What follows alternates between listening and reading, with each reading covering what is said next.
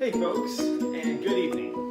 I'm here to explain to you guys how easy it is to look at some of the basics of understanding your paper, your exam, whatever you want to call the piece of material that you write your story on, with the basis of a concept and a goal to achieve. Well, let's start with something very simple.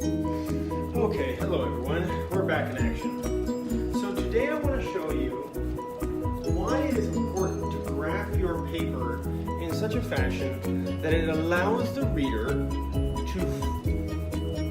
to start from one point all the way down to the next.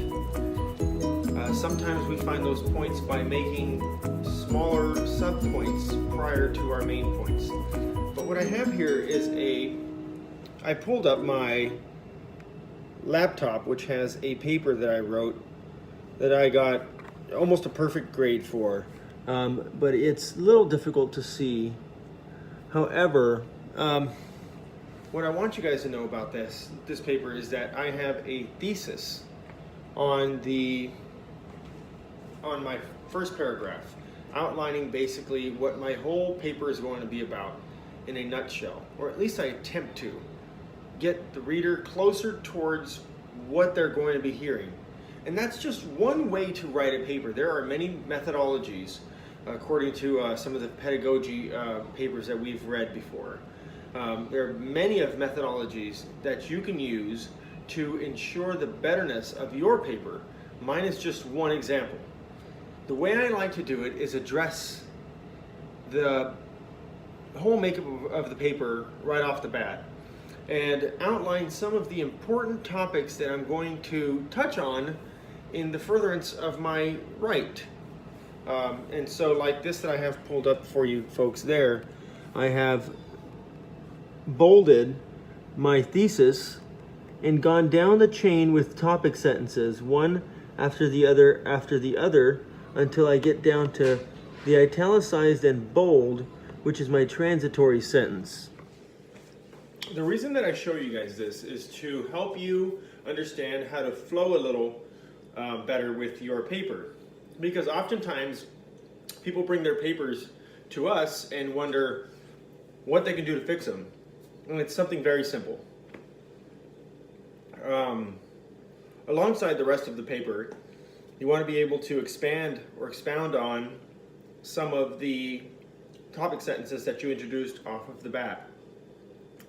The way that we do this is by maybe using a quote within some story as a source that we're using in our paper to accentuate this conversation or this defining moment for this topic. All in all, what I like to see in a paper is defining the problem in the beginning, an explanation about what the problem is causing, and ultimately a conclusion that allows me to hear how we fixed the problem or what we're going to do to better the problem. So again, guys, what we're doing here is allowing for a free flow of ideas to sequentially carry the reader from one section of your paper to the other.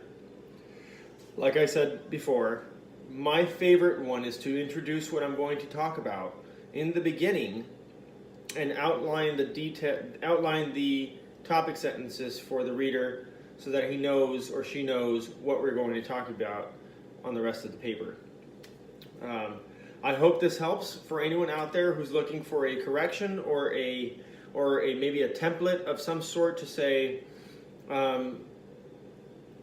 here it is, there's a chance.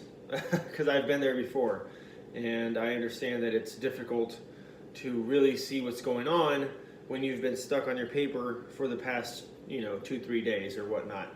Nowadays, we're handing out about 6-7 page papers, so we should get good at it. All right, guys, thanks for tuning in. Thank you very much. Have a great day.